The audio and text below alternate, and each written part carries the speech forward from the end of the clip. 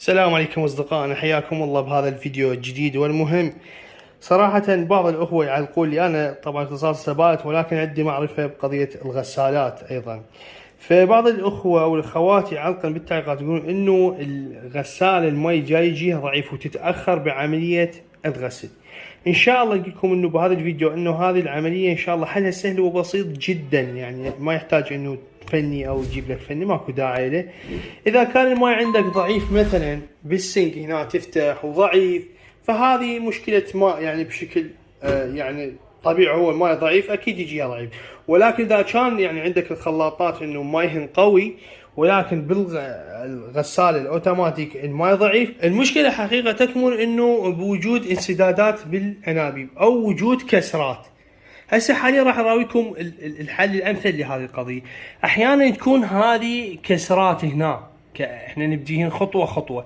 هذه الكسره مثل ما تلاحظ بالانابيب تسبب ضعف يعني بالماء. هسه مثل ما تلاحظ لي يعني هاي الكسره تاثر على ضعف الماء، هاي وحده.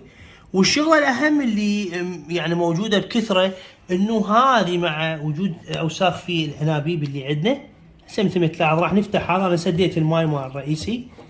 تلاحظ هسه راح نفتحها ونشوف الاوساخ اللي بين هنا. وجود فلتر، تلاحظ عزيزي.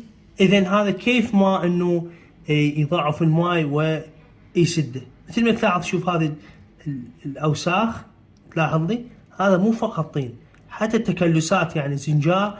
فكيف هذا يعني راح ممكن يعني يخليه انه الماي ينفذ. هذا ايضا اذا تلاحظ هسه انفتحه ايضا مثل ما جيت تلاحظون ايضا باوساخ. ممكن هذا شوي انظف، هذا الفلتر تفتحه، هذا تلاحظ لي فقط تفره هيجي والسحبه. لاحظ لي صديقي هذه يعني الطين والاوساخ كيف لاحظ، هذه كلها تسبب انسدادات وتخلي الماء عندك ضعيف. لاحظ صديقي هذه تقوم بتنظيفه، ثم عاد بين فترة وفترة حسب نوعية الماء يكون عندك نظيف أو متسخ، ففترة وفترة تقوم بتنظيفه وارجاعه، وإن شاء الله يكون الماء عندك يعني بشكل جيد وممتاز. هسه حاليا قمنا بتنظيف هذا الفلتر، طبعا هو عملية جيدة. وأيضا راح نقوم بتنظيف من هنا الأسفل. تلاحظون انه وجود فلترين بيها، يعني مثل ما جيت تلاحظون الانبوب هذا اللي بالغساله بفلترين، هذا فلتر قوموا بتنظيفه، وايضا هذا فلتر. تلاحظ الطين، لاحظ لي لاحظ هذا وجود ايضا الطين، هذا لازم ايضا نقوم بتنظيفه. طبعا هذا عمليه تنظيفه، تلاحظون هذا ناعم، يعني تنظيفه انه تنفخ باتجاهه او هيك بصبعك تنظف، ماكو طريقه. احيانا هذا الفلتر يطلع برا فتسهل عمليه التنظيف، واحيانا يكون هو ملتصق ما تقدر تنظفه فتنفخ عن بعد يعني من مسافه وتنفخ عليه. هسه اولا يطلع هاي الاوساخ والرمل وتمسحها ببوصله. ايضا حاول تقلل منها، هاي اذا كان فلتر ما يطلع، واذا كان يطلع فطلعه وغسله.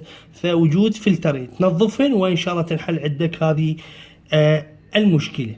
بعد ان قمنا بتنظيف الفلتر الاولي للرمل والاوساخ الخشنه، وتنظيف على قدر المستطاع هذا الفلتر الثاني اللي الرمل الناعم، فنرجع هذه الفلتر، نرجعها بهالطريقه هذه بكل سهوله يرجع. احيانا يعني اكو فر واكو انه سحبه او الدفعه، هم مخلين لك اليه، يعني اذا ما انسحب بيدك فتجيب كلابتين وتسحبه بهالطريقه هاي، واحيانا يكون فر.